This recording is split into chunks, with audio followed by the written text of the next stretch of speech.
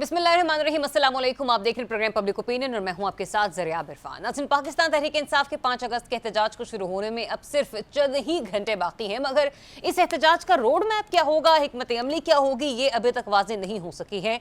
और तो और इस एहतजाज की क़यादत कौन करेगा, इसको लेकर भी ताहाल कन्फ्यूजन बरकरार है।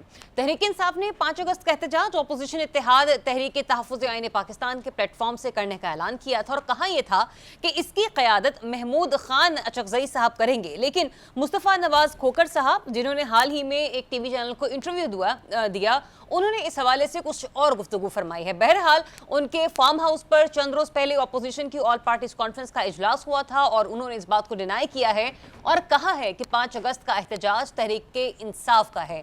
तहरीक तहफ़्फ़ुज़ आईन पाकिस्तान सिर्फ मॉरली सपोर्ट करेगी। इस्लामाबाद में जलसा और एहतजाज तहरीक इंसाफ ने पहले ही मनसूख कर दिया है, जबकि ज़राए के मुताबिक लाहौर में एहतजाज की नौयत और मकाम के हवाले से क़यादत इख्तलाफात का शिकार है। अब 5 अगस्त की तहरीक अभी शुरू नहीं हुई, लेकिन 14 अगस्त की नई तारीख जरूर मंजर आम पर आ चुकी है, जिसकी वजह से सवाल ये पैदा हो रहा है कि क्या 5 अगस्त का एहतजाज शुरू होने से पहले ही फेल हो चुका है। इसके अलावा 5 अगस्त के एहतजाज से पहले एक तो अपोजिशन की जमातों की जानिब से नए मिसाक जमहूरियत और नेशनल डायलॉग का मुतालबा किया गया। दूसरा, एक हुकूमती वजीर हुज़ैफा रहमान ने दावा किया है कि हुकूमत इमरान खान को अरब ममालिक भेजने के लिए तैयार थी, मगर वो यूरोप जाने के ख्वाहिशमंद है। इसकी क्या हकीकत है? क्या मिसाक जमहूरियत 2 मुमकिन है? और इमरान खान साहब ने 9 मई केसेस में नाअहली के बाद खाली होने वाली सीटों पर भी ज़िमनी इंतखाबात के बॉयकॉट का फैसला कर लिया है। अब ये फैसला कितना दुरुस्त है, इस पर भी प्रोग्राम में आगे चलकर तज्जिया लेंगे। जबकि प्रोग्राम के आखिरी हिस्से में ईरानी सदर के दौरा पाकिस्तान और फील्ड मार्शल आसिम मुनीर की बात करेंगे, जिनके कायदाना सलाहियतों की बदौलत अब पूरी दुनिया उनकी मौतरफ हो गई है। द इकोनॉमिस्ट में आज एक उनके हवाले से रिपोर्ट आई, जिसमें कहा यह गया कि फील्ड मार्शल आसिम मुनीर की क़यादत में पाकिस्तान नए दौर में दाखिल हो रहा है। भारत को आइसोलेट करने और खित्ते का स्ट्रेटेजिक बैलेंस तब्दील करने में फील्ड मार्शल का किरदार इंपॉर्टेंट है। इन टॉपिक्स पर मुझे ज्वाइन कर रहे हैं सीनियर सहाफ़ी तज्ज़ियाकार रिजवान रज़ी साहब, ज़मीर हैदर साहब, अनवर रज़ा साहब और अज़र जावेद साहब भी प्रोग्राम में मेरे साथ शामिल गुफ्तगू होंगे। सबसे पहले बात कर लेते हैं पाकिस्तान तहरीक इंसाफ के कल के एहतजाज के हवाले से कि क्या वजह है अब तक रोड मैप जो है वो ठीक तरीके से मंजर आम पर क्यों नहीं आ सका है, और अगर ये रोड मैप ही वाज़ेह नहीं है तो एहतजाज का जो हिकमत अमली है, जो तरीक़ाकार है या उसकी जो कामयाबी है वो कितनी वाज़ेह है। रिजवान रज़ी साहब, चूंकि भी रोड मैप भी मौजूद नहीं है और कोई स्ट्रैटेजी भी मंजर आम पर नहीं आ रही, तो यहीं से एहतजाज की कामयाबी और नाकामी का अंदाज़ा क्या लगाया जा सकता है? देखिए, मेरा ख्याल ये है, जैसा कि मैंने पहले भी इसी प्रोग्राम में अर्ज़ किया था कि 2 तरह के नुक्ता नज़र इस वक्त पार्टी के अंदर मौजूद हैं। एक नुक्ता नज़र ये है कि 5 अगस्त जो है वो इस एहतजाज का नुक्ता इंतहा होगा, ठीक है। और दूसरा नुक्ता नज़र जिसको अली अमीन गंडापुर लीड कर रहे हैं वो ये है कि 5 अगस्त नुक्ता आगाज़ होगा। तो मुझे लगता है दूसरा नुक्ता नज़र जो है वो डोमिनेट कर गया है, क्योंकि आज ही नुक्ता आगाज़ वाला नुक्ता कि ये 5 अगस्त जो है ये किसी भी एहतजाज का नुक्ता आगाज़ होगा है। आज भी अलीमा खानम साहिबा का एक बयान जो है वो नज़र से गुजरा, जो उन्होंने अपने भाई के हवाले से कहा कि भाई ने कहा है कि 14 अगस्त वाले जलसे के ऊपर नज़र रखिए, यानी कि इसका मतलब है कि 5 अगस्त वाले एहतजाज के ऊपर जोर नहीं है। 14 अगस्त को कोई जलसा उन्होंने कहीं पे अनाउंस किया होगा, मुझे नहीं पता उसकी डिटेल का, लेकिन उसके ऊपर नज़र रखी जाए। तो ताहम इस वक्त जो मौजूदा सूरत हाल है उसमें दूसरा नुक्ता नज़र जो है आगाज होगा। देखिए ना, जब आप ये कहते हैं कि यूसी लेवल के ऊपर एहतजाज करें, शहरों में एहतजाज करें, KPK में तो बाकायदा डिक्लेयर हो गया कि ज़िले लेवल पे एहतजाज होगा। उनके जो वज़ीर हैं मीना खान साहब, उन्होंने परसों बड़ी डिटेल के अंदर फरमा दिया और ये भी फरमा दिया कि ज़िला पेशावर के अंदर जो एहतजाज होगा उसकी जो क़यादत होगी वो जनाब अली अमीन गंडापुर करेंगे। हाँ जी, हाँ जी। तो जब ये सारा कुछ वाज़ेह हो गया तो इसका मतलब है कि ये नुक्ता आगाज़ है। हम कह सकते हैं कि रज़ी साहब, इस बार का जो एहतजाज है पाकिस्तान तहरीक इंसाफ का, वो जो माजी में एहतजाज करते रहे हैं उसकी निस्बत हिकमत अमली थोड़ी मुख्तलिफ है माजी के एहतजाजों की निस्बत। हिकमत अमली वही है, लेकिन ये है कि 5 अगस्त से नुक्ता आगाज़ है। 3 माह वाला एहतजाज होगा, 3 माह में ये इसकी हाइप क्रिएट करेंगे। ठीक है। अब मुझे ये बताइएगा ज़मीर हैदर साहब, ये इसलिए भी 5 अगस्त पे फोकस नहीं किया जा रहा क्योंकि जिस तरीके से जो सियासी लीडरान हैं उनके वारंट गिरफ्तारी जारी हो चुके हैं, जैसे ही फैसला आया 9 मई के हवाले से उनकी गिरफ्तारियों के मामले पर भी जाहिर सी बात है जब लीडरशिप खुद सामने नहीं होगी तो कारकुनान को किसी न किसी ने तो लीड करना होगा ना, तो वहां पे उन गिरफ्तारियों से बचने के लिए भी 5 अगस्त के बजाय अब 14 अगस्त पर जो है वो निगाहें मरकूज रखी जा रही हैं। देखिए ज़रियाब, ये इंतहाई ज़रूरी होता है किसी भी सियासी जमात के लिए कि अगर हल्का शो हो तो उससे बेहतर है कि शो ही ना किया जाए। तो मेरा ज़ाती ख्याल है कि जो इस वक्त पकड़ धकड़ शुरू है, फिर 9 मई के केसेस के हवाले से जब सज़ाएं सुनाई दी जा रही हैं, हाँ तो कोई लीडरशिप तो अब नज़र नहीं आ रही ना, तो हाँ, कौन लीड करेगा? तो अगर हल्के फुल्के छोटे मोटे अगर ये करेंगे तो वो एम्बेरसमेंट ज़्यादा होगी एक पार्टी के लिए जो कि अपनी हिस्ट्री में बहुत बड़े बड़े जलसे कर चुकी हुई है, चाहे वो 22 अप्रैल 2022 के बाद की बात हो या उससे पहले की बात है। आपको लगता है जो सियासी पॉलिटिकल एम्बैरेसमेंट जिसकी आप बात करें उसके अलावा इनको पॉलिटिकल एज भी दिया जा सकता है इसी बात की बिना पर कि चूंकि गिरफ्तारियां बहुत बड़ी तादाद में होनी है, यही वजह है कि उस लीडरशिप को भी अब कहीं ना कहीं बचाया जा रहा है क्योंकि पहले ही पार्टी ने बहुत सख्तियां झेल ली हैं। नहीं, देखिए मेरा नहीं ख्याल एज तो कोई नहीं मिल रहा। अच्छा। तो मुझे जो लग रहा है वो ये है कि कुल्हाड़ी बड़ी जोर से गिर रही है पीटीआई के ऊपर, और पीटीआई की लीडरशिप जो है वो तो कुछ तो अपनी सीटें बचाने के चक्कर में पड़े हुए हैं। एमएनएस जो कि जिनको सजाएं हुई हैं क्योंकि वो नाअहली की तरफ जाते हैं। मैंने पहले भी एक दफ़ा कहा था कि जो एक इलेक्टेड एमएनए है वो अच्छा खासा पैसा लगा के आता है और हाँ। फिर जब वो पार्लियामेंट में बैठा होता है तो उसको नाअहली जो है उसके लिए तकरीबन हाफ डेथ है, तो वो अफोर्ड नहीं कर सकते। तो वो तो कुछ लोग तो कोशिश कर रहे हैं कि किसी तरह मामला कुछ बेहतर हो जाएं, और तो फिर इस पूरे माहौल में जलसा या तहरीक मुझे तो नहीं लगता कि ये 90 दिन भी चल पाए। जो अनाउंस किया अली अमीन गंडापुर ने कि वो भी कुछ होता नजर आएगा, I don't see that happening either. और दूसरा ये कि अभी अगर इमरान खान साहब ने ये बोला है कि जी अपनी आंख नज़र रखें 14 अगस्त पे, तो अगर कोई हिडन प्लान है जो कि अभी तक मंजरे आम पर नहीं आया, कोई सरप्राइज देने का चक्कर में है पीपल्स पाकिस्तान तहरीक इंसाफ, तो मुझे भी वो भी होता नज़र नहीं आ रहा। क्योंकि अब जो है सरप्राइज किसी और साइड से दिखाया जा रहा है और वो सरप्राइज रेड्स हो रही हैं, सरप्राइज अरेस्ट हो रहे हैं, सरप्राइज सजाएं सुनाई दी जा रही हैं। तो मुझे नहीं लगता कि एज सच पीटीआई में अब कैपेसिटी है कि वो 14 अगस्त को भी कोई सरप्राइज दे सकती है। और फिर सबसे इंपॉर्टेंट बात जो है वो ये तो सब कुछ एक साइड पे, लेकिन इसके साथ साथ अंदरूनी मामला जो हैं पीटीआई के, मुझे नहीं लगता कि वो ठीक हो रहे हैं। अगर आधी से ज्यादा लीडरशिप जो है वो अपनी सीटें बचाने के चक्कर में है और आधी से ज्यादा लीडरशिप जो है वो सिर्फ और सिर्फ नुमायां होने के चक्कर में है कि किसी ना किसी तरह मैं पीटीआई को लीड करूं या पीटीआई में मैं ज्यादा नुमायां हूं। और फिर एक ऐसा फैक्टर भी है जो कहता है कि बातचीत करनी चाहिए, मुज़ाकरात करने चाहिए, और ये एहतजाजी सियासत या जो प्रोटेस्ट की जरूरत नहीं है।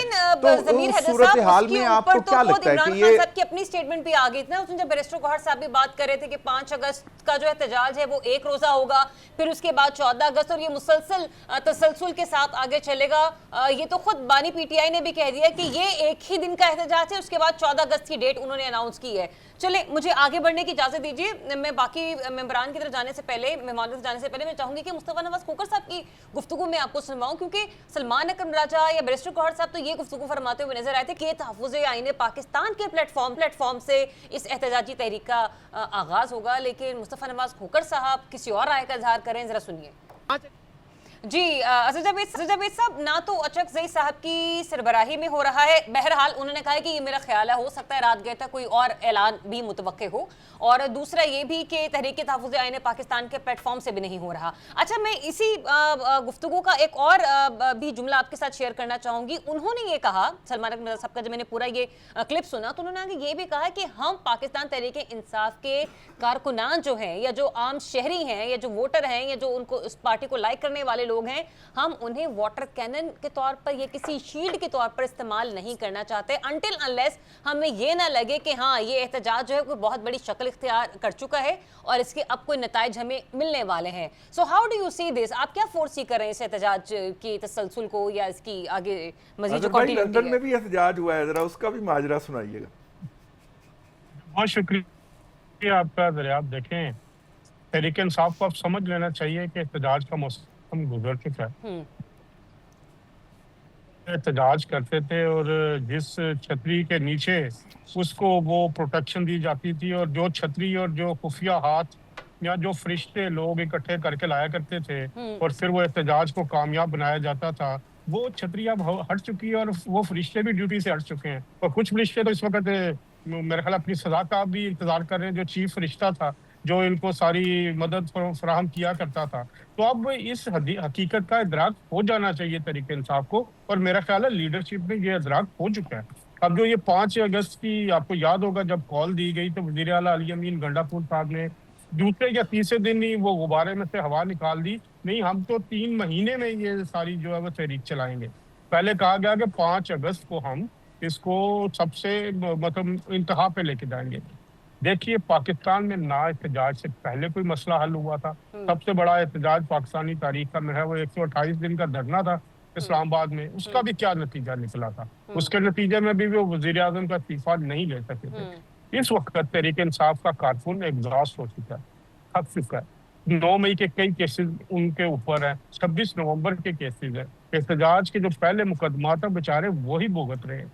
लीडरशिप का भी यही हाल है। एहतजाज कामयाब होता है फाइनेंसिंग से, लोगों को इकट्ठा करना होता है, इंतजामात करने होते हैं। इस वक्त तो कोई 1 रुपया लगाने के लिए तैयार नहीं है। और इस वक्त जो तरीके और एहतजाज करना किस चीज़ के लिए है?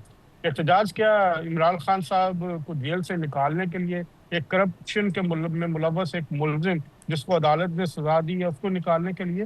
तो लोग जो हैं इस वक्त एहतजाज के मूड में ही नहीं है। आप 10 कालें दें, 20 दें, करप्शन का कोई केस नहीं है अजहर जावेद साहब। बानी पीटीआई पे फिलहाल इस वक्त करप्शन के हवाले से जितने भी मुकदमात उन पे अगर जो बनाए भी गए, अलकादर यूनिवर्सिटी के हवाले से वो जो 190 मिलियन पाउंड का केस था उसमें भी अब ऐसा कुछ नहीं रहा। क्यों? सजा हुई है, आप कैसे कह सकती हैं कुछ नहीं रहा? उन्हें सजा मिली हुई है, उनकी अपील अभी तक हाई कोर्ट में पेंडिंग है। आप इस तरह वर्डिक्ट कैसे दे सकती हैं कि उसमें कुछ नहीं रहा है? आप सोशल मीडिया ट्रायल जो है, यही तो मसला है। सर मैं सोशल मीडिया ट्रायल के बेसिस पे बात नहीं कर रही। उनकी तो पार्टी जो है वो उनकी जमानतों पर रिहाई के लिए कोर्ट से रुजू कर रही होती है। तो करे ना, लेकिन अभी तक तो वो कन्विक्टेड सजा याफ्ता है। तो इस तरह ये नहीं कहा जा सकता कि केस में कुछ नहीं रहा।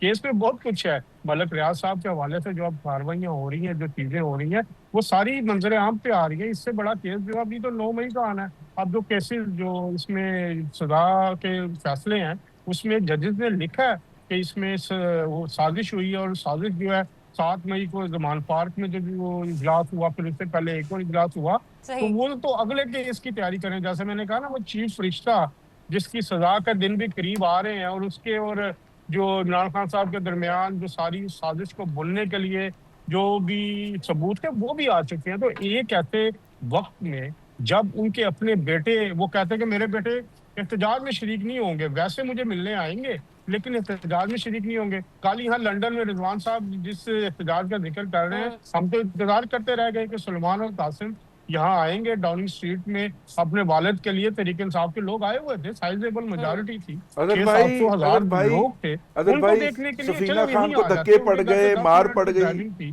आप तो वो नहीं अपने बेटों को यहाँ पे नहीं बाहर निकाल रहे कि कहीं ठंडी हवा ना लग जाए, कहीं बारिश में वो भीग ना जाए। तो क्या आप पाकिस्तान के बच्चों को जो इस्लामाबाद में मार खाने के लिए, क्या उनको ऊपर सजाएं भुगतने के लिए?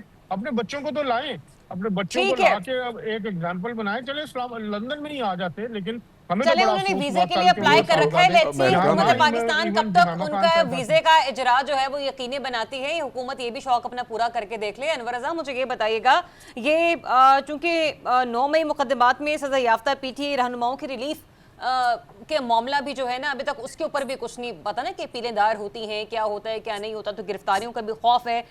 यही आपको एक सबसे बड़ी वजह नजर आ रही है 5 अगस्त के एहतजाज के ताहाल कोई ना कोई अभी रोड मैप ही सामने नहीं आया, और यूनियन काउंसिल की सतह पर, जिले सतह पर जो है वो एहतजाज किया जाएगा। और मेरे खुद भी कुछ पार्टी वर्कर से बात हुई थी, तो उनका भी यही कहना है कि हमारी लीडरशिप को भी, चूंकि आपको पता है वो 26 नवंबर का जो एहतजाज था, जो कुछ हुआ, जिस तरह से कारकुनान जख्मी हुए और बहुत से अब तक जो है वो सियासी शहादतें भी दे चुके हैं, तो एक ये भी जो गम है, या यूं कह लीजिए कि ये जो फिक्र है वो भी लीडरशिप को सताए हुए है। ज़रा आप बहुत शुक्रिया आपका। देखिए, सबसे पहली बात यह है कि जो पाकिस्तान तहरीक इंसाफ की क़यादत है, उनकी नाकिस हिकमत अमली, उनके अंदर इख्तलाफात, कारकुनान का पार्टी क़यादत पर अदम एतमाद, 26 नवंबर के वाक़े के तनाजुर में ये बात मैं कर रहा हूँ। ठीक है, ये सारी चीज़ें अपनी जगह पर। और सबसे रिसेंटली जो वाक़या हुआ है 9 मई के जो वाक़यात में सजाएं हुई हैं, उसने पार्टी क़यादत को भी और पार्टी कारकुनान को भी ज़रा खौफज़दा कर दिया है। अब आते हैं कि ये एहतजाज कामयाब क्यों नहीं हो सका है। इस वजह से कि देखिए, कामयाब होने से पहले ही अली अमीन गंडापुर साहब ने इसकी डेट अनाउंस कर दी थी कि ये 90 दिन का एहतजाज होगा। अब आ जाते हैं 5 अगस्त। देखिए, आप सबसे इस वक्त स्ट्रीट पार जो है वो पाकिस्तान तहरीक इंसाफ के पास है, JUI उसके बाद आती है। अब जो लोग सिर्फ दीगर जमातों से निकले हुए हैं, तरीके तहफ़्फ़ुज़ आईन पाकिस्तान का एक प्लेटफॉर्म उनके पास मौजूद है, जो कि सिर्फ गुफ्तगू मीडिया पर आकर कर सकते हैं, उनके पास स्ट्रीट पार मौजूद नहीं है, वो आपके एहतजाज को कामयाब नहीं कर सकते। फिर आप देखिए कि एहतजाज की कामयाबी के लिए, अगर आपको मैं एक एग्जाम्पल कोट करूं, कि आपको ये लफ्ज़ तो बड़ा ज़रा सख्त था, लेकिन मैं इसको नॉर्मल कर देता हूँ कि इलेक्शन से कबल आपने देखा कि शेर अफजल मरवत ने किस तरह मोमेंटम कायम किया और कारकुनान को वो लेके आया और उन्होंने चार्ज किया क्राउड को।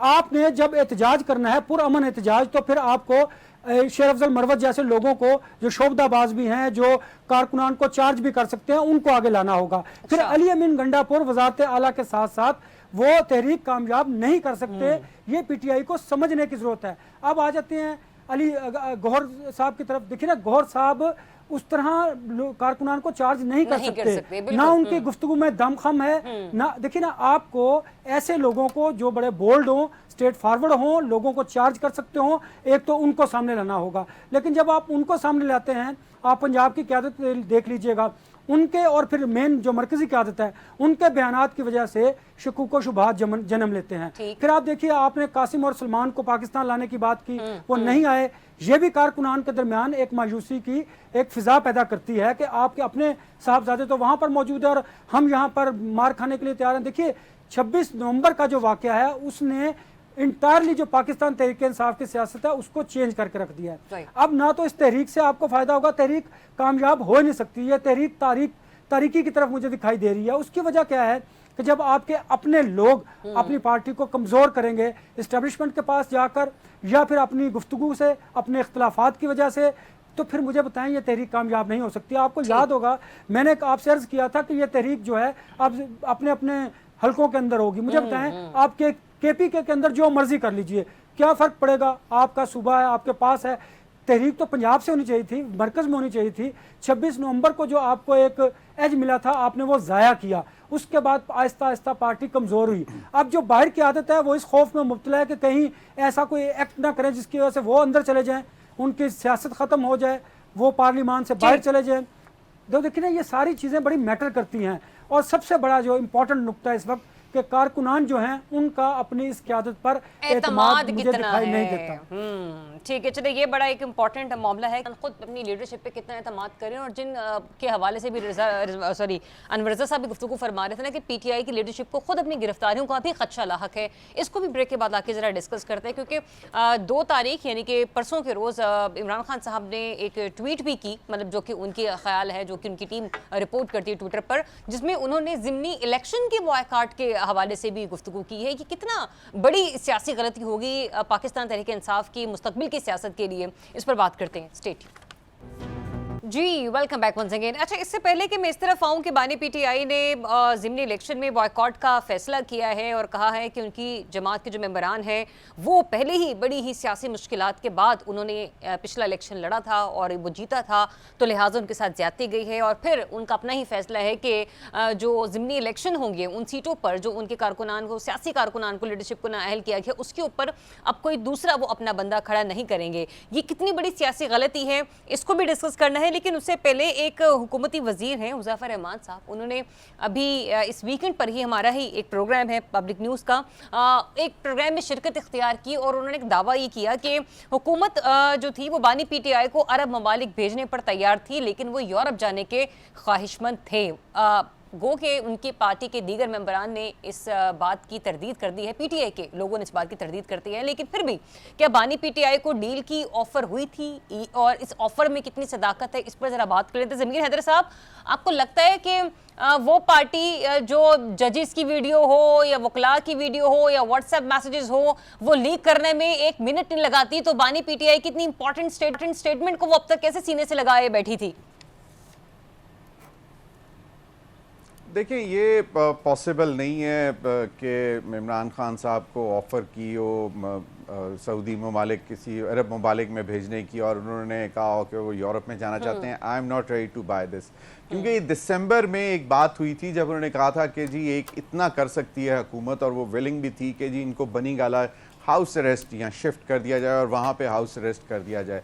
तो इमरान खान साहब ने उस वक्त भी ये कहा था कि ये लोग भी फिर जो है ये तासुर ये ना चला जाए कि मैं डील करके घर जाके बैठ गया हूँ, तो मैं नहीं जाऊँगा। उस वक्त के लीडर्स जो उनसे मिल रहे थे उनको ये, मुझे खुद उस लीडर ने बात बताई जो कि उनसे इस हवाले से गुफ्तगू करके आया, और उन्होंने उसको कहा, इमरान खान साहब को कहा कि जनाब देखें, आप चाहे डील करें या ना करें, लेकिन आपका अब स्टेचर वहां पे चला गया कि इन चीजों की ये बहुत पीछे रह गई हैं। आपको कोई ये नहीं कहेगा कि आपने कोई डील की है, लेकिन इमरान खान साहब बज़द थे कि जी नहीं, मैंने तो इस सेल से बाहर नहीं निकलना। तो अब आप मुझे एक बात बताएं कि मैं तो इस चीज को खरीदने, I am not ready to buy this, कि उनको ये ऑफर हुई और उन्होंने कह दिया कि नहीं मैं फलां जगह नहीं, मैं फलां जगह जाऊंगा।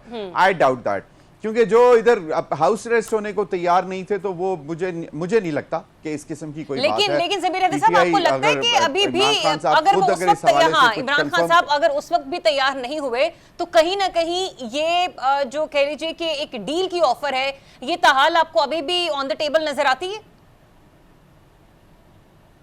देखिए, हो सकती है यकीनन कि जो अनरेस्ट क्रिएट कर रही है उनकी पार्टी, चाहे जैसा भी है, एक बड़ी ऑपोजिशन है, और तमाम जमातों को, अगर सबसे ज़्यादा इस वक्त ऑपोजिशन फेस करने का हुकूमती जमातों को जो वो फेस कर रहे हैं वो पीटीआई की शक्ल में है, और तो कोई एज सच ऑपोजिशन है ही नहीं ना। मैं तो JUIF को भी ऑपोजिशन नहीं मानता, बाकी भी कोई एज सच ऑपोजिशन नहीं है। ऑपोजिशन तो सिर्फ एक पीटीआई है। तो ऑफ कोर्स वो चाहते तो होंगे कि कुछ नॉर्मलसी आ जाए, हालात मुल्क के बेहतरी की तरफ चल पड़े। अगर, क्योंकि चाइना ने 12 मरतबा ये बोला, अगर आपको याद हो, कि जी ये जो पॉलिटिकल इंस्टेबिलिटी है आप इसको खत्म करें, तो इससे आपकी बहुत सारी चीजें एड्रेस हो जाएंगी। तो यकीनन हुकूमत चाहती तो यही है कि एक पॉलिटिकल स्टेबिलिटी आए मुल्क के अंदर, उसके लिए वो कोशिश तो कर रहे होंगे। ठीक है, मैं आगे बढ़ने से पहले सिर्फ आपसे छोटा क्या जवाब आता है इस हवाले से? हाँ, कमेंट इस बात पे भी लेना चाह रही हूँ, जरा इस पे भी रहनुमाई फरमा दीजिएगा कि ये जो बानी पीटीआई ने ज़िमनी इंतखाबात में अपने दोबारा उम्मीदवारों को ना उतारने का फैसला किया है, ये आपको लगता है ये बहुत बड़ी सियासी गलती होगी पाकिस्तान तहरीक इंसाफ की? मेरा ख्याल है ये बहुत बड़ी गलती है। आपको मैदान कभी भी खाली नहीं छोड़ना चाहिए, चाहे जितने भी आपके हालात आपके खिलाफ क्यों ना हो। एक तो ये कि जो इस वक्त वर्कर है उसको एक एक्टिविटी मिल जाती, चलो एटलीस्ट अगर आप ये एहतजाज नहीं कर पा रहे तो कम से कम सियासी जलसों में जो इंतखाबात हो रहे होते हैं तो उसमें सियासी जलसे होते हैं, तो एक नजर तो आती है, एक ऑन ग्राउंड पता तो लग जाता ना कि पीटीआई में अभी भी करंट है और उसका वर्कर चार्ज है, वो निकलने को तैयार है। तो अगर आप एहतजाजी जलसे नहीं करने जा रहे, आप नहीं कर पा रहे हैं, आपके पास इतनी ताकत नहीं है, तो कम से कम ज़िमनी इंतखाबात में तो आपके पास ये एक रूम मिलता है कि आप अपनी पॉलिटिकल स्ट्रेंथ दिखा सकें। I think this is a very bad decision. एक दफा बेनजीर भुट्टो से भी ये कहा गया था, एंड शी आल्सो सेड कि नहीं ये गलती नहीं करनी, और एक दफा उन्होंने मियां नवाज शरीफ को भी कन्विंस किया था कि you shouldn't walk out from the elections come what में। ठीक, अनवर रजा साहब, अगर बॉयकॉट का फैसला यकीनी बना दिया जाता है तो किस कदर पाकिस्तान तहरीक इंसाफ को नुकसान होगा ज़िमनी इंतखाबात का बॉयकॉट करके? ज़रा आप देखिए, ये पाकिस्तान तहरीक इंसाफ में अब तक जो क़यादत है उसमें सियासी मेच्योरिटी नहीं है, और जिसमें सियासी मेच्योरिटी है वो जेल के अंदर मौजूद है। मैं शाह महमूद कुरैशी और परवेज़ इलाही जैसे लोगों की बात कर रहा हूँ। देखिए, आपको सियासत में मुज़ाकरात की मेज़ से भागना नहीं चाहिए, डायलॉग आपको करते रहना चाहिए। देखिए, आप इंतखाबात से अगर बाइकआउट करेंगे तो आप स्पेस क्रिएट करेंगे। देखिए, आप जब सियासी मैदान में आएंगे, इंतखाबात के जलसे करेंगे, लोगों को चार्ज करेंगे, कारकुनान में एक नई होप पैदा करेंगे, तो ये आपके बेनिफिट में जाएगा। जब आप बिल्कुल ज़िमनी इंतखाबात से अलग होंगे तो मुझे बताइए, ये नशिस्तें तो आसानी से जो हुकूमत है उसके पास चली जाएंगी। और फिर आए रोज फैसल करीम कुंडी साहब फरमा रहे होते हैं कि जिस दिन भी उनके पास एक वोट आया तो वो केपीके में लिमीन की हुकूमत गिरा देंगे। तो मेरे ख्याल से अगर ये लोग विफाक से भी चले गए, पंजाब से भी चले गए, तो वहां पे अदम एतमाद आने में कोई एक दिन भी नहीं लगेगा। ज़रियाब, आप ज़रा देखिए ना, ये तो इन्होंने एक्सरसाइज की ना माजी में। आपने पंजाब और केपीके की असम्बली को डिसॉल्व किया, उससे पॉलिटिकली कितना नुकसान पहुंचा आपको, जबकि परवेज़ इलाही उस वक्त मना करते रहे, कुरैशी भी मना करते रहे। वो सियासी गलतियां फिर दोहराना चाह रहे हैं। आपको चाहिए कि आप ज़िमनी इंतखाबात में जाएं, अपने वर्कर्स के अंदर जो मायूसी है उसको ख़त्म करें, अपने वो लोगों को जो शोबदाबाज हैं, जो कम अज़ कम चार्ज को क्राउड को चार्ज कर सकते हैं, उनको इंतखाबी जलसों में लेके आएँ, ताकि एक नई उमंग और एक नई उम्मीद पैदा हो। वो तो पुरअमन वो होगा, जलसे होंगे, उसमें तो कम अज़ कम गवर्नमेंट भी नहीं रोक सकती आपको। आप तो इंतखाबी जल्द से जुलूस कर सकते होंगे। अगर आपने ऐसा ना किया तो आप एक मरतबा फिर पॉलिटिकली कमजोर होंगे और मजीद दीवार की तरफ आइसोलेट हो जाएंगे। ऐसा ये रिजवान रज़ी साहब वक्फाने हाल कुछ यही इशारा करते हुए नजर आते थे, गुफ्तगू करते हुए, कि फवाद चौधरी साहब ने मशवरा दिया था पंजाब हुकूमत जो थी ना उसको गोलमोल कर देने का, और वो उनकी वजह से जो थी डिसॉल्व कर दिया जाए। सर चले, उस वक्त तो डाल दिया मलबा कि ये चूंकि फवाद चौधरी साहब का ये मशवरा था, ठीक है ना, वो भी कितनी हद तक सदाकत थी नहीं थी वो भी अभी तक नहीं वैसे तो कैलकुलेट किया जा सका, लेकिन ये तो खुद यहाँ पर बानी पीटीआई कह रहे हैं कि कैसी पॉलिटिकल मूव है। How do you see this? देखिए, मेरा नहीं ख्याल फवाद चौधरी साहब की गर्दन इतनी मोटी है कि उसको इस फंदे के अंदर फांसने की कोशिश की जाए। बानी पीटीआई ने वो किया जो उनके अपने जहन में था या जो उनका अपना फैसला था। उस फैसले की सपोर्ट के लिए आप किसी न किसी के आर्गुमेंट उठा लेते, ठीक है। एक तो मैं लाइटर नोट पे एहतजाज क्यों नहीं हो रहा अपना ज़मीर भाई, एहतजाज इसलिए नहीं हो रहा कि वो 12 ज़िले दस्तयाब नहीं है जो पिछली दफ़ा अली अमीन गंडापुर सब टाप के जो थे वो 26 नवंबर को वापस गए थे, वो 12 ज़िले पूरे नहीं हो रहे, इसलिए एहतजाज नहीं होगा। हैविंग सेड दैट, जो मौजू आपने छेड़ा था मैं उसकी तरफ वापस आना चाहता हूँ। देखिए, हुज़ैफ़ा जो है वो नौजवान बरखुरदार हैं, अभी हाल ही में मिनिस्टर ऑफ स्टेट बनाए गए हैं, और हुज़ैफ़ा ने ये बात कही है और साथ में उन्होंने ये चैलेंज भी किया है कि जो साहब ये वाली डील लेके आए थे वो अभी भी हयात हैं और मौजूद है, मैं उनका नाम बता सकता हूँ। अच्छा। मेरा जो कैलकुलेशन है, मेरे पास कोई इन्फॉर्मेशन नहीं है, लेकिन मेरा ख्याल ये है कि ये सऊदी अरब वाली बात जो थी वो काफ़ी एडवांस थी, और चूंकि पीटीआई के कायद वहाँ पे नहीं जाना चाह रहे थे, इसलिए बुशरा बीबी ने वो सऊदी अरब के खिलाफ जो स्टेटमेंट दिया था, और पीटीआई के तमाम लोग जिनसे हमने पूछा कि ये क्या बयान था, उन्होंने कहा ये बड़ा वेल कैलकुलेटेड बयान था, क्योंकि ये सऊदी अरब भेजना चाहते थे, तो उसको प्रीएम्प्ट किया गया है, क्योंकि उन्होंने ऐसी वो सऊदिया के बारे में बातें कही कि जिसकी बुनियाद के ऊपर सऊदी हुकूमत तो उनको लेने के लिए तैयार ना हो।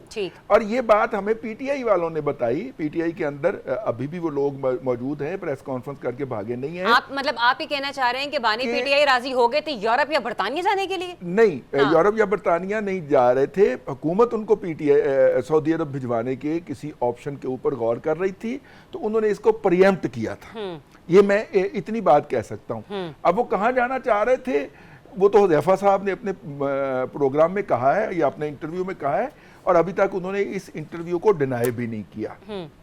ठीक है। अच्छा, और दूसरा ये जो मैं बात कर रही थी ये पॉलिटिकल मूव वाली, आप ये कह रहे हैं कि ये एक गलती होगी पीटीआई की अगर वो ज़िमनी इलेक्शन का बॉयकॉट कर, बहुत बड़ी गलती होगी। पीपल्स पार्टी आज तक 85 के इलेक्शन का बाइकआउट करके उस पर पछताती है, और बीबी शहीद भी ऑन रिकॉर्ड है और उनके बाद उनकी दीगर क़यादत ने मुख्तलिफ मौके के ऊपर भी इस बात का इजहार किया कि जनाब हमें 85 का, देखिए जब आप स्पेस छोड़ देते हैं तो नई क़यादत आ जाती है, लोगों ने तो इलेक्शन लड़ने होते हैं, वो किसी और पार्टी से लड़के आ जाएंगे और कि फिर वो किसी और पार्टी को प्यारे हो जाएंगे। पीपल्स पार्टी के अपने बहुत सारे लोग जो थे जो कि 77 में पीपल्स पार्टी से लड़े थे, वो 85 में आज़ाद लड़के आए और उस वक्त जो मुस्लिम लीग बनाई गई जुनेजो साहब वाली, उसके अंदर शामिल हो गए और वापस वो पीपल्स पार्टी को नहीं मिले।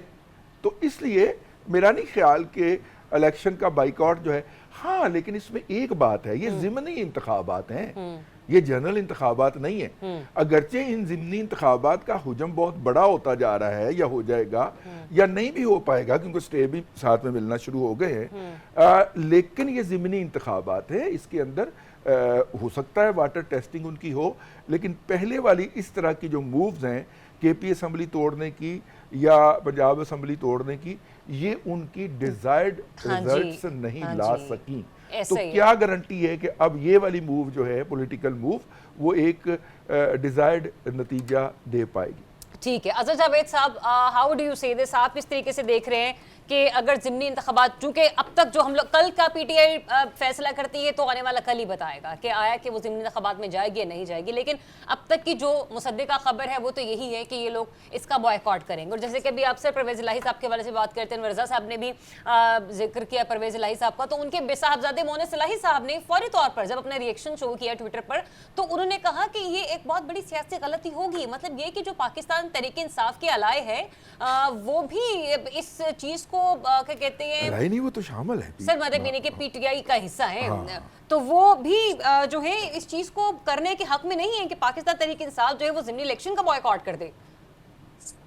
बहुत शुक्रिया, लेकिन पहले मैं एक, अगर आपकी इजाजत हो तो, जो आपका पहले वाला डील वाला सवाल था जी जी उस पे थोड़ा सा अगर मुझे आप 1 मिनट दे दें। जी प्लीज सर। क्योंकि उस पे मुझे बहुत सारी चीजों का इल्म है। 24 अगस्त 2024 को मैंने ट्वीट भी की थी, बल्कि 2 ट्वीट्स की थी और इसी हवाले से की थी जो जेन मेरियट साहब हैं जो बरतानिया की वजीर हैं, इस हवाले से आपको याद होगा उनकी बहुत सारी एक्टिविटीज उस वक्त शुरू हो गई थी। वो तहरीक इंसाफ के, बल्कि मेरे पास वो ट्वीट अभी भी मेरे सामने है, वो तहरीक इंसाफ के लोगों से भी मिल रही थी, हुकूमती लोगों से भी मिल रही थी और उस वक्त मैंने ये ट्वीट की थी कि जो बरतानवी हाई कमिश्नर है वो इमरान खान की रिहाई के लिए लॉबिंग कर रही है। तो ये मेरी उस वक्त की ट्वीट है, ऑन रिकॉर्ड है। मुझे इस चीज का इल्म है कि उस वक्त वो खुद अपने तौर पे चोरी कर रही थी, उनको पीछे से यहाँ से प्रेशर था और यहाँ पर जो उनकी साबका अहली है जुमैमा खान साहबा, वो पूरी एक कैंपेन चलाई गई थी, उस वक्त पूरी कोशिश की गई थी। और ये जो हुज़ैफा रहमान साहब है, मैं इनके इस बात को एंडोर्स करता हूँ क्योंकि बहुत सारी चीजों का उस वक्त, क्योंकि यहाँ बैठे होने का मुझे ये एक बेनिफिट था कि जो बरतानवी हुकूमत थी उसने अजहर जावेद साहब एक क्वेश्चन ज़रियाब, सिर्फ 1 मिनट, क्योंकि ये इसी ट्वीट के हवाले से मैं, अगर इन्होंने अभी खुद कहा कि वो उनकी रिहाई के लिए कोशिश कर रही थी, तो मतलब एक डील और रिहाई, इसमें बहुत फर्क है कि जी केसेस में नरमी आए, केसेस में उनको रिहाई मिले। Deal is entirely a different thing Azhar Javed. Deal तो ये है कि जनाब वो बोले कि यार मुझे, मैं हाथ जोड़े कि यार मुझे निकालो यहाँ से, मैं डील के तहत जाना चाहता हूं। सुने, रिहा होके लंदन आना था ना, रिहा हुए बगैर तो लंदन नहीं आना था सर। यहाँ पे लोग रिहा हुए बगैर 50 रुपए के स्टाम्प पेपर पर लंदन रवाना हो जाते हैं। कैसी बातें कर रहे हैं जावेद साहब? फिर वापस आके गिरफ्तारी भी देते हैं बेटी के साथ, किसी को कहे ना हौसला करे। आपको नहीं टोका, मैं कुछ हकायक है ऑन रिकॉर्ड हकायक है, अभी जाके वो आप मेरी वो चीजें देख सकते हैं और ना ही मैंने डिलीट की है, वो अभी भी इस जगह मौजूद है। उसकी तस्दीक अब एक वफाकी वजीर ममलिकत ने की है, वो एक जिम्मेदार वफाकी वजीर ममलिकत हैं, वो सहाफ़ी भी हैं और ठीक है वो कोई झूठ बोल भी नहीं रहे हो। अगर वो कोई गलत कह रहे होते तो हुकूमत पाकिस्तान से कोई तकदीर आ जाती। आज 3 दिन हो गए उनको ये बात करते हुए। आप assumptions पे बात कर रहे हैं, मैं हकायक पे बात कर रहा हूँ। चले, जहाँ पे आपने ये हकायक हमारे सामने रखे हैं जावेद साहब, एक और सवाल का जवाब दे दीजिए देना मुझे, मैं आप ही के पास हूँ, अभी मैं आप ही से गुफ्तगू कर रही हूँ। चले आप ये मुकम्मल कर लीजिए जो आप खबर तो माजी में हमने ये भी देखा है कि डील करके चले जाते हैं और फिर मुकर भी जाते हैं कि जी हमने कोई डील करके हम सऊदी अरब वापस भी आ जाते हैं सर गिरफ्तारी देने के लिए। ये कहें ना 118 में से कोई गिरफ्तारी दे आगे। आप मुझे पता है आप भी जर्नलिस्ट हैं, मैं भी जर्नलिस्ट हूँ, आप इस चीज को किल करना चाह रहे हैं जो बात मैं बताना चाह रहा हूँ। प्लीज बताइए। ये मैं आप मेरे से नहीं ही पीछे No, we really बात don't कर want सकते, मैं नहीं to कर kill सकता। anything, आप उस Asad चीज को जावेद जो मैं साहब। बताना चाह रहा हूँ उसको किल करना चाह रहे हैं। सिंपल आपका इस वक्त जमीर हैदर साहब सुन लेना, कैसी बातें कर रहे हैं आप, सुनाइए असद जावेद साहब। आपको तो वो स्टोरी जो है जी, वो हाँ। आप करने दें। असद साहब, आपने ट्वीट भी फरमाएं, किया है, फरमाएं। आपने ट्वीट भी किया अभी थोड़ी फरमाएं देर सर, पहले। हम तन गोश हैं। बात तो सुन लेना। मैं आपको सताइश से बात कर रहा हूँ कि जो कुछ हुआ उस वक्त, अच्छा। ये एक पूरी सरगर्मी थी। इसके मैं पीछे बैकग्राउंड देता हूँ। जो हुकूमत की कंजर्वेटिव पार्टी की 2024 में, उसके जो वजीर खारजा थे बोरिस जॉनसन, उनका दौरा पाकिस्तान जो फरवरी के बाद हुकूमत आई थी, ये दौरा पाकिस्तान शायद, लेकिन उनका प्रेशर ये था कि पहले इमरान खान पे बात करें। पाकिस्तानी हुकूमत उस पर बात नहीं कर रही थी। उन्होंने अप्रैल में कंफर्म करना था दौरा, नहीं आए। मई में उन्होंने लेके गए, वो नहीं आए। जून में लेके गए, नहीं आए। उसके बाद लेबर की गवर्नमेंट आ गई, उनकी गवर्नमेंट ही चली गई।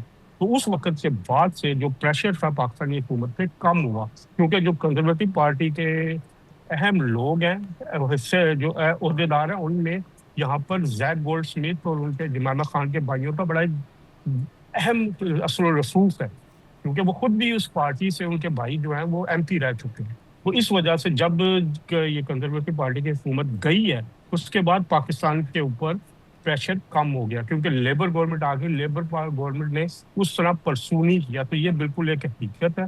हुज़ैफा रहमान की जो स्टोरी है, मैं उसको बिल्कुल एंडोर्स करता हूँ, बल्कि ये मेरी स्टोरी थी जो अब हुज़ैफा रहमान ने एंडोर्स किया। प्लीज चलिए हुज़ैफा रहमान साहब, आपने क्रेडिट ले लिया था असद जावेद साहब की स्टोरी का, उनको क्रेडिट वापस दीजिए। और ये हमारा आपका जो क्लिप है असद जावेद साहब, जरूर अपनी सोशल मीडिया वेबसाइट पर भी पोस्ट करेंगे, जहां पर इतने हकाइक आपने हमें बता दिए हैं, चूंकि बताने से आपका ताल्लुक है। एक प्रोड्यूसर साहब सिर्फ एक सवाल मुझे ले लेने दीजिए, वो मुझे जरा ये भी बता दीजिए कि फिर रातों रात ऐसा क्या हुआ, कितने महीनों से कासिम और सुलेमान की गुफ्तगू नहीं हो पाई थी अपने वालिद से। अचानक वो एक इंटरव्यू देते हैं, फिर उसके ठीक कुछ चंद घंटे बाद हम देखते हैं कि 1 घंटे की टेलीफोन कॉल जो है 1.5 घंटा उनकी जो है ना वो फोन पर बातचीत करवाएगी। वो क्या हुआ था? अब मैं बताता हूँ क्या हुआ है। अमेरिका गए थे ना। हाँ। अमेरिका वो किस लिए गए थे? अमेरिका वो मुलाकातों के लिए नहीं गए थे। हाँ। अब मेरे सोर्सेज ये कहते हैं कि अमेरिका वो ये गारंटी लेने के लिए गए थे कि अगर वो पाकिस्तान जाते हैं अपने वालिद साहब से मिलने के लिए, तो उनको गिरफ्तार नहीं किया जाए। अच्छा, ठीक है। अब वो जब वापस आया तो उनका पियर्स मॉर्गन के साथ एक इंटरव्यू आया। हाँ।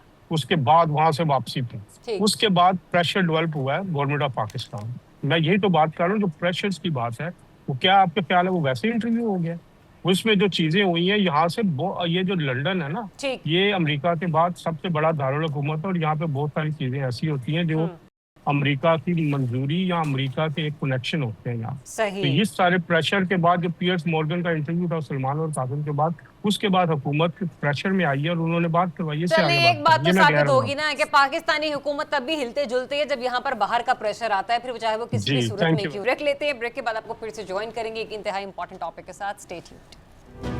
जी, वेलकम बैक वंस अगेन। नाज़रीन, आज सुबह ही द इकोनॉमिस्ट, जो कि एक इंटरनेशनल मैगजीन है, उसकी तरफ से एक बड़ी इंपॉर्टेंट खबर देखने को और सुनने को मिली इन आंखों को कि फील्ड मार्शल आसिम मुनीर साहब की क़यादत में पाकिस्तान नए दौर में दाखिल हो रहा है। और डेफिनेटली इस बात का जितना क्रेडिट आसिफ मुनीर साहब को दिया जाए वो उतना ही कम है। बरतानवी जरीदा इस सिलसिले में ये भी कह रहा है कि ट्रंप से फील्ड मार्शल आसिम मुनीर की मुलाकात खित्ते में सिफारती तब्दीली का आगाज़ थी। लेकिन इसी असना में एक और चीज़ भी बड़ी इंतहाई इंपॉर्टेंट है, जो हालिया दौरा रहा है ईरानी सदर का पाकिस्तान के साथ। और इस सिलसिले में जो ईरानी सफ़ीर हैं पाकिस्तान में तैनात, उन्होंने भी आज ट्विटर पैगाम के थ्रू, एक्स पैगाम के थ्रू पाकिस्तान का ज़ाहिर तशक्कुर किया। और यकीनी तौर पर एक स्ट्रेटेजिक पॉइंट ऑफ व्यू से देखें तो पाकिस्तान खत्ते में एक अपना बड़ा ही बेहतरीन तवाज़ुन बरकरार रखता हुआ हमें नज़र आ रहा है। स्पेशल सेगमेंट में हमें ज्वाइन करें चेयरमैन पाकिस्तान उलमा काउंसिल जनाब मौलाना ताहिर अशरफी साहब, उन्हें भी शामिल गुफ्तगू करेंगे। बहुत शुक्रिया आपका चेयरमैन साहब अपने वक्त देने के लिए। सर, सबसे पहले तो मैं स्पेसिफिकली आप ही से गुफ्तगू का आगाज़ करना चाहूँगी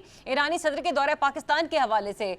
कितनी अहमियत का हामिल है ये दौरा, और जिस तरीके से जितने MOUs पर यहाँ पर साइन किया गया, बहुत सारी याददाश्तें जो थी उन्हें रकम किया गया, तो इस वक्त खित्ते का तवाज़ुन बरकरार रखने के लिए पाकिस्तान की जो इस वक्त खारजा पॉलिसी है, अमेरिका के साथ पाकिस्तान का ताल्लुक, पाकिस्तान का किरदार, भारत को आइसोलेट करना, और ऐसे भी ईरानी सदर का पाकिस्तान का दौरा करना, वो भी इसराइल से एक जंग जीतने के हवाले से मैं कहूँगी, जाहिर सी बात है इसराइल को घुटने टेकने पड़े।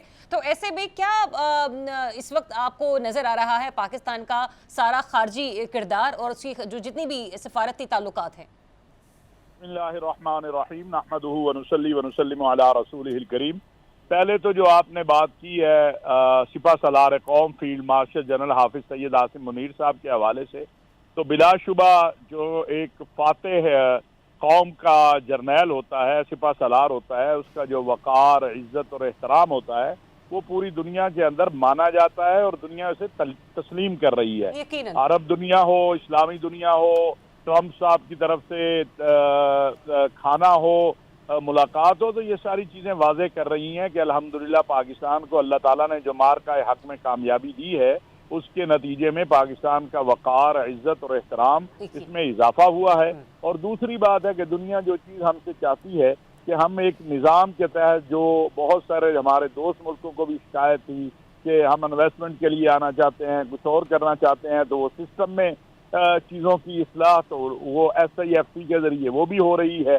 और जो ईरानी सदर का दौरा है तो वो तशक्कुर के लिए आए थे। पाकिस्तान ने अल्हम्दुलिल्लाह हिंदुस्तान और इसराइल दोनों को शिकस्त दी है और ईरान ने इसराइल को शिकस्त दी है, तो उनका ये दौरा मौजूदा हालात में और जो इस वक्त तब्दीली आई है इस जंग के बाद बहुत अहमियत का हामिल है। और जो हमारी मुलाकात थी उसमें उन्होंने एक बात बड़ी वाज़ेह कही है कि हम अमन से रहना चाहते हैं, हम ये चाहते हैं कि हमें अमन से रहने दिया जाए। तो ये पैगाम जो है मैं समझता हूँ पाकिस्तान के ज़रिए वो आलमी दुनिया को भी देना चाहते हैं, वो अमेरिका को भी देना चाहते हैं। और आपको याद होगा कि इसहाक डार साहब की जो मीटिंग हुई थी वाशिंगटन में अमेरिकी वज़ीर ख़ारजा के साथ, उसमें उन्होंने इसका खैर मकदम किया था कि अगर पाकिस्तान, ईरान और अमेरिका के दरमियान जो मामलात है उसमें कोई बेहतर किरदार अदा कर सकता है। तो मैं समझता हूँ अल्हम्दुलिल्लाह आज अल्लाह तबारक व तआला ने पाकिस्तान को ये क़ुव्वत और ताकत दी है।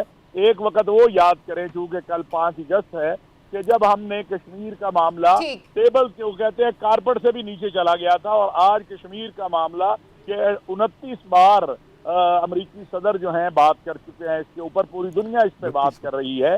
तो फ़लस्तीन का मसला हो, कश्मीर का मामला हो, आलम इस्लाम के मसाइल हों, आलमी दुनिया के मसाइल हों, इस वक्त पाकिस्तान जो है इन तमाम मसाइल में एक अपना मौक़िफ़ रखता है। पाकिस्तान की वज़ारत ख़ारजा को बहुत बड़ी कामयाबियाँ मिली हैं और सिपा सलार कौम जनरल हाफिज सैयद आसिम, और ये इसमें कोई शक नहीं, ये सिपाही सलार की ही बदौलत है। ताहिर अशरफी साहब, जिस तरीके से आपने कुछ और पॉइंट्स का भी यहाँ पर एलिमेंट्स का जिक्र किया रिजवान रज़ी साहब, चाहे SIFC के मामलात हो, चाहे अमरीकी सदर से होने वाली मुलाकात हो, ईरानी सदर का दौरा ले लीजिए, क्योंकि इस खत्ते में तवाज़ुन या मौशी इस्तेहकाम ही उस वक्त आ सकता है कि जब यहाँ पर जो सिक्योरिटी के मामलात हैं वो बेहतर अंदाज में तक़वियत पाएंगे। तो आज की जो द इकोनॉमिस्ट की अपनी एक आर्टिकल था, ना सिर्फ वो बल्कि इससे पहले भी बहुत सारे मकामात पर मुख्तलिफ जो इंटरनेशनल मीडिया है वो जनरल आसिम मुनीर साहब के हवाले से जिन अल्फाज का इस्तेमाल कर रहा है, या डोनाल्ड ट्रंप जिस तरीके से उनकी कारकर्दगी को सराह रहे हैं, वो इसका एक अमली सबूत है। और ये जो अभी हालिया सदर का दौरा है ईरानी सदर का पाकिस्तान का, सर वो भी बहुत बड़ी डेवलपमेंट है। जी, बहुत बड़ी डेवलपमेंट है। ये जो इकोनॉमिस्ट का आर्टिकल है वो तबसरा है, ख़बर नहीं है, एनालिसिस है। और एनालिसिस उन इतलात की बुनियाद के ऊपर किया गया है जो इस वक्त इस्लामाबाद के कॉरिडोर्स के अंदर, पावर कॉरिडोर्स के अंदर या होटलों के ऊपर डिस्कस हो रही हैं। और उसके अंदर उन्होंने सिपा सलार के ऊपर एक इल्ज़ाम भी लगाया है घिनौना कि वो कोई सियासी मकासद रखते हैं। मेरा नहीं ख्याल, क्योंकि जिस आइडियल तरीके से इस वक्त ये हाइब्रिड निज़ाम चल रहा है तो इन सियासी मकासद की कोई गुंजाइश निकलती है। लेकिन मैं ताहिर अशरफी साहब की मौजूदगी का फ़ायदा उठा के, चूँकि इल्मी शख्सियत हैं, तो मैंने कहा कि इनसे मैंने कहा कि उनसे ये भी पूछा जाए कि सिंबॉलिकली जो लैंड किए हैं सदर साहब लाहौर के अंदर, लेकिन वो चूँकि नहीं है साहब, नहीं है, तो लेकिन देखिए ये जो इकोनॉमिस्ट का आर्टिकल है ये बुनियादी तौर पे इस्लामाबाद की एक इंफॉर्मेशन के ऊपर बिल्ड किया गया एक एनालिसिस है, उसमें कोई खबरियत नहीं है। उसके अंदर जो वाहिद ऑब्जेक्टिव ये है कि गोइंग फॉरवर्ड जो है वो शायद उनके कोई सियासी इरादे भी हैं, वो पॉलिटिकल सेटअप को भी जो है वो आगे की तरफ देख रहे हैं, बियॉन्ड पॉलिटिकल सेटअप भी देख रहे हैं। मेरा ख्याल है कि ये बहुत डैमेजिंग आर्टिकल है। इसके इस वाले पहलू को मुतल्लका लोगों को एनकाउंटर करना चाहिए, उसके ऊपर उसका डिनाइल जारी होना चाहिए और इकोनॉमिस्ट को छोटा मोटा पर्चा नहीं है, बहुत मौसर है और दुनिया भर के अंदर यकीनी तौर पर जिसको आज हम डिस्कस कर रहे हैं वहां पर इंटरनेशनली जो इंडियन मीडिया है वो भी इसको बड़ी तरीके से देख रहा होगा। जमीर हैदर साहब, की जो अमेरिका और ईरान के साथ ताल्लुकात में तवाज़ुन रखना, कि अब हमारे लिए कितना बड़ा एक पॉलिसी चैलेंज हो चुका है सिफारतकारी के एतबार से। एक मिनट है आपके पास भी, अनवर रज़ा साहब के पास भी, तो मैं मुख्तसरी चाहूंगी किसे रखिएगा। मुझसे पूछ रही हैं सर आप? जी जमीर साहब, पहले मैं आपसे जानना चाह रही हूँ कि अमेरिका और ईरान के साथ ताल्लुकात में तवाज़ुन रखना पाकिस्तान के लिए कितना बड़ा चैलेंज है? देखिए, अभी ईरानी सदर आए थे और इस हवाले से जो इंटरनेशनल ऑब्जर्वर्स हैं उनका ये ख्याल था कि Pakistan should be watchful while है, जो अपने आपने टाइज या ताल्लुकात जो ईरान के साथ रखने हैं उसको उस तनाजुर में देखना है कि अभी तक सैंक्शंस हैं ईरान के ऊपर। तो आपको ये देखना है कि किस तरह पाकिस्तान और अमेरिका अब एक दूसरे के बहुत ज़्यादा करीब आ रहे हैं। ख़ास तौर पर पाक भारत जंग के बाद जो इंडिया के साथ हो रहा है, जो ट्रंप कर रहा है, उसके बाद ये ऑब्वियस है कि पाकिस्तान को अब देख के चलना है कि अगर अमेरिका के कहीं पे खदशात हैं, हाँ एक और रोल भी है, Pakistan can play a role of bridge between Iran and America के किसी न किसी तरह इनके मामलात भी बेहतरी की तरफ जाएं। ईरान खुद भी ये इस बात की जो है वो इजहार कर चुका है कि हम बैठकर बात कर सकते हैं। तो मेरा ये जाती ख्याल है कि आपको एक तो बहुत सोच समझकर हर कदम जो सफारती कदम है वो बहुत सोच समझकर उठाना है, और इसमें आपको किसी को भी नाराज करने की कोई मतलब कोई ऐसी हरकत ना हो जाए जिससे कोई नाराज हो जाए। सही। और इसी इसनाम में अनवर रज़ा साहब, ये अफगान वज़ीर ख़ारजा के दौरा पाकिस्तान की मनसूखी, उसकी आपको असल वजह मालूम नजर आती है? देखिए, वो एक रूटीन का मामला है, वो दोबारा दौरा करेंगे, रीशेड्यूल होगा। आपने जो बात की थी फील्ड मार्शल की, जरा देखिए हाँ जो रजी साहब जिसकी तरफ निशानदेही कर रहे थे, आप जरा गौर कीजिए कि सियासतदानों की नाकामी की वजह थी। फील्ड मार्शल ने दिफाही, इकनॉमिक और डिप्लोमेटिक सतह पर अपनी सलाहियतों का लोहा मनवाया। उन्होंने खित्ते में तवाज़ुन को बदलने के साथ साथ ज़रियाब इस बात पर गौर कीजिए बरकरार भी रखा। यही वजह है कि इंटरनेशनल जो ममालिक हैं अमेरिका समेत, वो उनकी इन सलाहियतों का एतराफ़ करते हैं। इकॉनमी की सिचुएशन को देखिए कि वो खुद बात कर रहे हैं, डायरेक्ट इंटरनेशनल जो सरमायाकार है उनसे भी SIFC के जरिए बात की जा रही है। तो ये वो मुहर्रकात है जिनकी वजह से शायद इकोनॉमिस्ट ने ये बात कही होगी। लेकिन मैं बात करना चाहता हूँ कि पाकिस्तान की बेहतरी के लिए जो भी किरदार अदा कर रहा है, डेफिनेटली हमें उसे अप्रिशिएट करना चाहिए। जो फील्ड मार्शल ने किया भारत को शिकस्त देने के बाद, तो दुनिया ने पाकिस्तान के किरदार को उस तरह तस्लीम किया जिस तरह करना चाहिए था। अब सूरत ये पैदा होती है कि फील्ड मार्शल की इस कामयाबियों का सेहरा जो है, सम्राट जो है, हमारे सियासतदानों को भी समेटने की ज़रूरत है। उन्हें सिफारती सतह पर इसको उजागर करने की ज़रूरत है। उन्हें बैरूनी सरमायाकारों को पाकिस्तान में लाने की ज़रूरत है। वो किस तरह मुमकिन होगा कि जब पाकिस्तान के अंदर सियासी इस्तेहकाम होगा, तभी मुमकिन है। सही। लेट्स सी कि पाकिस्तान की जो आने वाले दिनों में खारजी है वो किस हद तक मजीद मौसर होने वाली है कि जिसके समरात पाकिस्तान को फिलफौर मिलना शुरू हो जाए। इजाज़त दीजिए, अपना बहुत सा ख्याल रखिए। अल्लाह हाफिज़।